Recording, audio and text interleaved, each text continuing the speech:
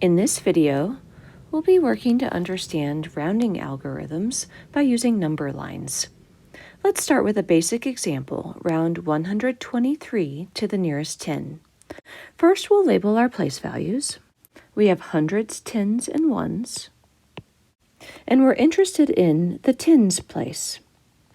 When we say nearest 10, what we really mean is the closest in distance if we're thinking about a number line.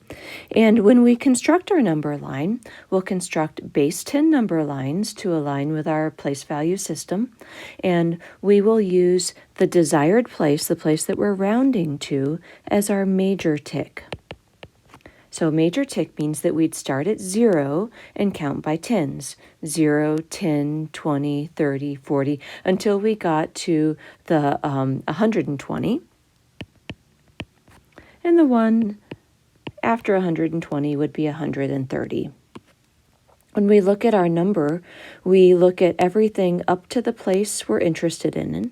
And because our decimal is understood to be right here, we need to add that 0 in to maintain the value of our number. We can't just write down 12 because that's different than 120. But in general, we can look at all of the places to the left of what we're interested in and use that to dictate how we're labeling our major ticks. Minor ticks are always one place value to the right, smaller there, so we can label by ones and label the point that we're interested in, 123. Then it becomes really clear that if we're looking for the nearest 10, well, our tens are 120, 130, the distance between 120 and 123 is much less than the distance between 123 and 130. So this is our closer 10. So we'll be rounding to the nearest 10. The nearest 10 is 120. Now let's relate this to our algorithm. In our algorithm, we look at the place value we want, the tens, and then we look immediately to the right, and we use this to decide if we're rounding up or down. We say if this number is less than 5, we round down. If this number is greater than 5, we round up. In relation to our number line, 5 in the ones place, this is our 125 right here. And you can see this is the midpoint. This is the halfway point between our two tens. This will always be the case. When we look one place to the right, 5 will be the midpoint. So by looking for a number less than 5 here, this is less than 5, that indicates that it's between 120, 125, so it'll be closer to 120. Let's do an example with a decimal. Round 6 and 981 thousandths to the nearest tenth. Let's label our place values again. Our ones, our tenths, our hundredths, and our thousandths. We're interested in our tenths. So our tenths become our major ticks right here. Now we have a number with places to the right of the decimal. So that just tells us that we will be labeling 6 and 9/10. We don't add any placeholder zeros in this case because that would be putting us out to hundredths or thousandths, and it doesn't change the value of our number by leaving those zeros off. We can also think about counting starting at 0 by tenths. 0, 1/10, 2/10, 3/10. If we got all the way up to 6 and 9/10, our next number would be 7 and 0/10, or 69/10 and 70/10. When we add 1/10, we get up to the next major tick. Our minor ticks are our hundredths, so let's label those. We're interested in the midpoint, in the halfway point, and we only care if our number is to the left of that or to the right of that. So our minor ticks, the hundredths, that's one place value to the right. We use this to determine what happens. This is greater than 5 this time, which means that our number will be in this region right here and closer to the 7 and 0 tenths right here. Let's plot our number. We have the 6 and 9 tenths. The 8 hundredths gets us right here. And then the 1,000th, that's in this region right here, tells us that we're really close to the tick mark. Here the key place was the hundredths, though. The thousandths didn't matter very much. Again, this is closer. When we round, we want to make sure that we actually write 7.0, 7 and 0 tenths. We wouldn't write 7 because that doesn't show our tenth, and we are trying to show our tenths right here. That leads us to the question of what to do about the 5. Let's round 4 and 805 thousandths to the nearest hundredth.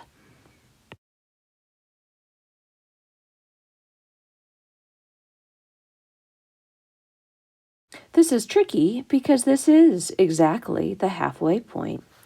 Our hundredths are our major ticks.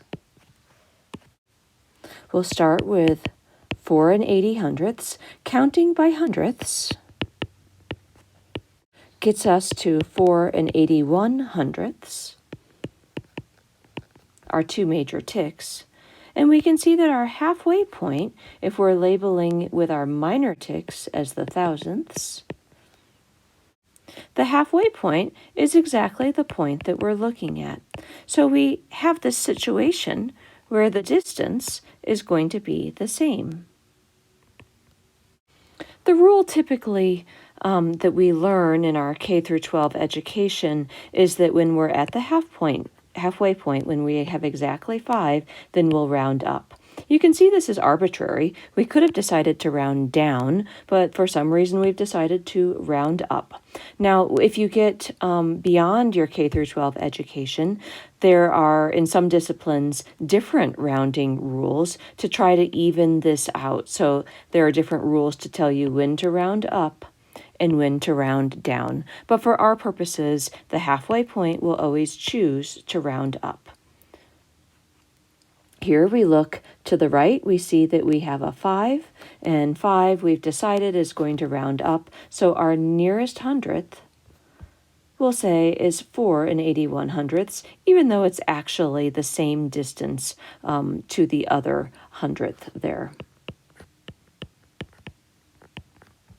Let's do a tricky one. When we have lots of 9s, that creates problems because we end up changing lots of the digits, not just the one that we're interested in.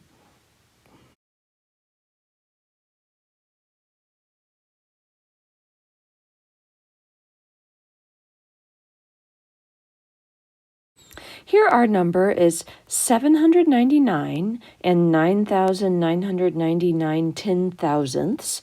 We're interested again in the hundredths place, so that's our major tick.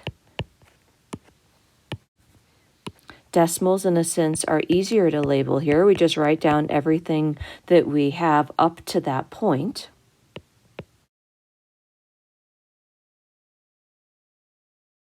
If we're counting by hundredths, 100th, 200th, 300th. The next hundredth will be 800 and 0 hundredths.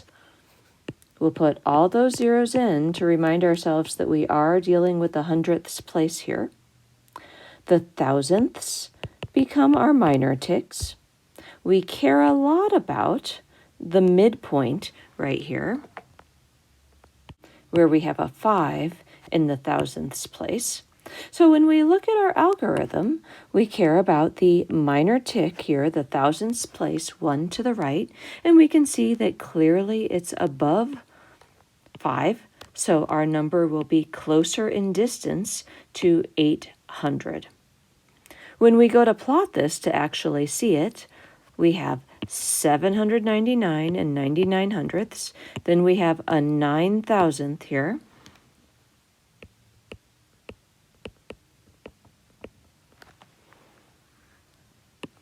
And then we come to the 10,000th place, and this 9 tells us in this gap right here, in this space, will be almost all the way to the right. So there's no doubt that the distance to 800 is much shorter than the distance to 799 and 99 hundredths. This one is tricky because rounding this up to 10, 10, 10, 10, we change lots and lots of digits there. And a number line can be helpful here because it's a little easier to see it. Let's address one more where we have a common mistake. Let's round 1 467 thousandths to the nearest whole number. And we're going to do this as we have been doing it, and then step back and look at the mistake. So a whole number, when you see whole number, you should think to the nearest ones place. So we're counting by ones here. Our ones place, counting by ones, so we'll have 1 and 2. That's pretty easy to fill in. Major tick is ones, and then our minor tick is going to be the tenths. And we care a lot about the halfway. We care when that place is 5, so we care a lot about 1 5/10 right here. When we go to plot our number, we see that 4 is less than 5. We know right away that we're going to be in this region right here, so the closest whole number, or the closest ones, is going to be the 1 right there. But let's go ahead and plot our number. We can find the 1 4/10, and then the next place over, the 6, tells us that we're going to be just past the halfway point. And that's the halfway point in this space as opposed to between the major ticks. So we're down into the minor ticks here. And so since we are closer in distance to the 1, or in other words, we're to the left of the 1.5 there, then we can see that we'll be rounding this number just to 1. I'm going to highlight this to remind us that we're sure that this is the right answer. Now let's switch into a mistake. The mistake is related to doing this as a multi-step process. Rounding should always be done as a one-step process. So what does it mean to do it as a multiple step process? Well, we start with our number and start all the way to the right and round. Well, 7 is greater than 5, so I round this to 1.47. Then I go all the way to the right and I round this to 1.5. And I keep doing this until I get to my desired place. My desired place is the ones place. But this 1.5, the 5, remember, means that we round up, and that gets us to 2. This is the wrong answer. We can see that 1 467 thousandths is closer to 1 and farther from 2, so we should round to 1. But what happened here was, by treating this as a multiple step, in the special case where we have a 4 followed by a number that makes it round up to 5, then we end up with the wrong result. So we should never round in multiple steps. Always take the place that you want and go 1 to the right.